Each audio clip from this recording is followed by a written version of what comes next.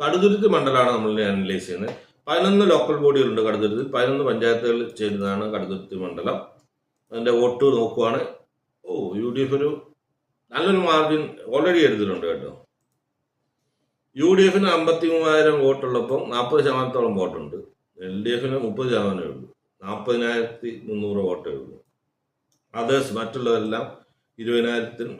NDA BJP 4ാം സ്ഥാനമാണ്, 19,000 12,000 വോട്ടേ ഉള്ളൂ. മെമ്പർമാർ നോക്കി കഴിഞ്ഞാൽ UDF 87 പേരെ മെമ്പർമാർ UDFന് വേണ്ടി വർക്ക് ചെയ്യാൻ മണ്ഡലത്തിലുണ്ട്. LDF 54 പേര്, അതേഴ്സ് 19, NDA 17. BJP കാര്യമായ സാധ്യതയില്ല, 13% ഉള്ളൂ. BJPയുടെ അപ്പം അധികം നോക്കണ്ട.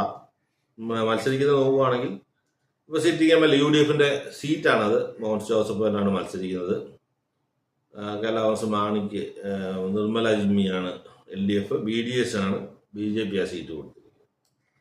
എഫക്റ്റീവ്ലി ഭരണവിരുദ്ധത ഉണ്ട്. അപ്പം LDF വോട്ട് കുറയും, BJP കുറച്ച് വോട്ട് കൂടും, 20,000-25,000 വരെയൊക്കെ ആവാം. എന്നാലും UDFന്റെ ഒരു കൺവിൻസിങ് വിന്നായിരിക്കും. 53,000 വോട്ട് അവിടെ ഉണ്ട്. UDF ആണ് ഫ്രണ്ട്. UDFന് കൂടുതൽ മെമ്പർമാരുണ്ട്. UDF എക്സിസ്റ്റിംഗ് MLA UDF ആണ്. സോ UDF മോൻസ് ജോസഫ് തന്നെ കടുതുരുത്തി ജയിക്കുമെന്നാണ് എൻ്റെ അനാലിസിസ്.